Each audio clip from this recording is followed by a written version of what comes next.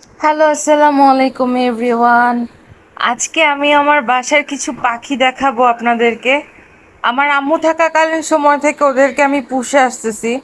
কিছু সেল করে দিছি, আরও কিছু ছিল, কজ এত কিছু মেনটেন করা পসিবল না।